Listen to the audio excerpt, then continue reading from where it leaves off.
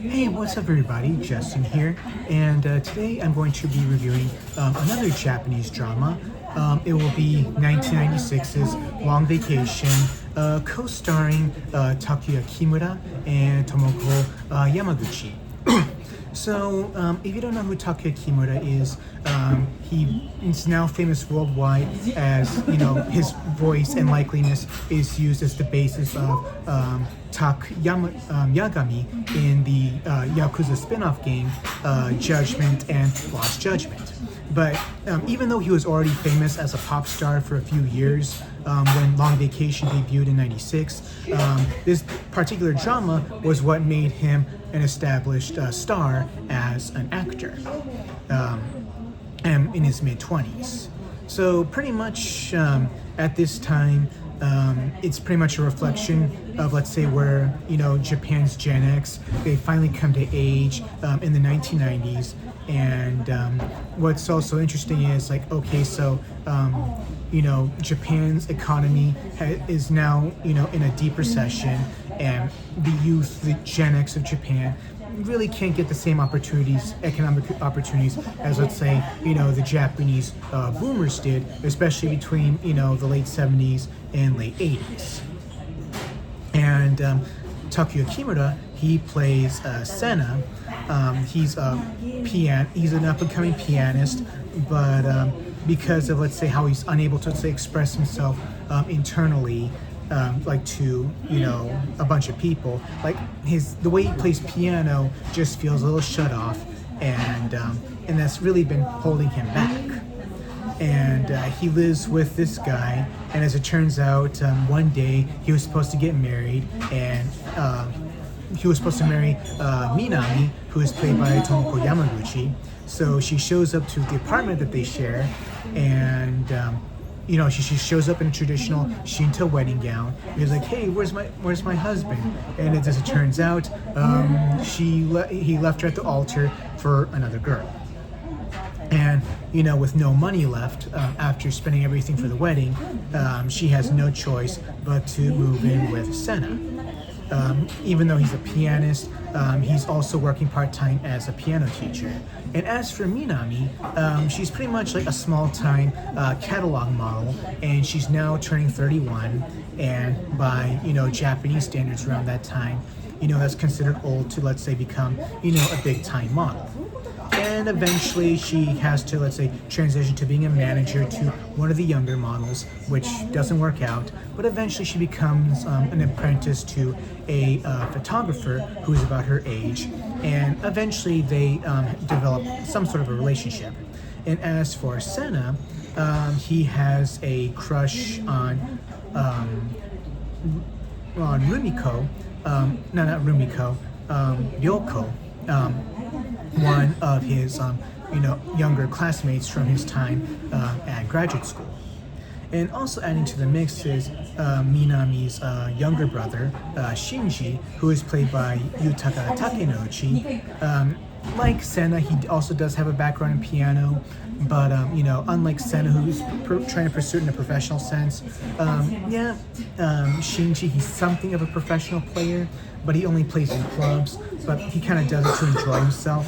And because of his more extravagant and extrovert personality, he's able to, let's say, express his style more compared to Senna, who's more of an introvert. And he's also in a relationship with Rumiko, but eventually, as Senna's world and Minami's world come together, eventually he meets Senna's crush, Ryoko, and eventually they start their own thing. But eventually, Senna, he kind of comes to terms like, hey, will my career as a piano player, ever take off? And then for a while, as he consults with his former professors at the music school he went to, they do give him as much encouragement as possible. But of course, his classmates are saying, maybe we should get regular jobs.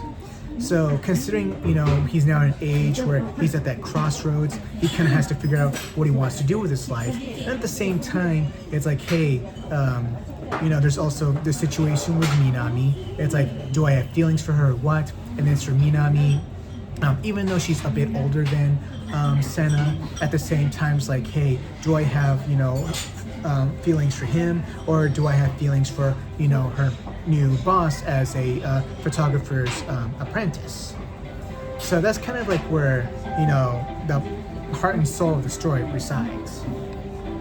So, these are people who are pretty much stuck in very, they think they're in dead ends of their lives, but, but through each other's support, they kind of learn to, let's say, move on together and try to figure out, build their own lives together. It's like, hey, can we really have this relationship? What do we have in common? And we're both driven by these circumstances, and by coming together we can get through these together. So that's kind of the thing.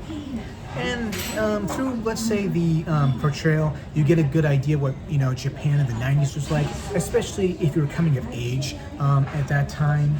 And you kind of do see like, hey, things weren't really that easy, but if we come together, we can go through the bad times, and that shouldn't be any reason why we should hold ourselves from, let's say, holding back from pursuing our own dreams and following our own hearts. And I think that's what really appealed to the Japanese audience, where it's a country where you have to be more reserved. You don't really want to express yourselves at the potential cost of others, but the drama does really explore those notions very well in its own way. But at the same time, at the end of the day, you have to be true to yourself, and I think that's what made this drama very popular. And if you've seen, I think episode 5 or 6 of the 3rd season of Jujutsu Kaisen, there was this random pop song that played, La La La Love Song by Toshinobu Kubota. And as it turns out, that was the theme song to this very drama. So hopefully, that the use of that song did, help make that drama popular again. And upon the recording of this video, the drama is now on Japan's Netflix, and maybe that has something to do with it. But yes, as for Toshinobu Kubota, if you saw him back at this time, I think he's now 63.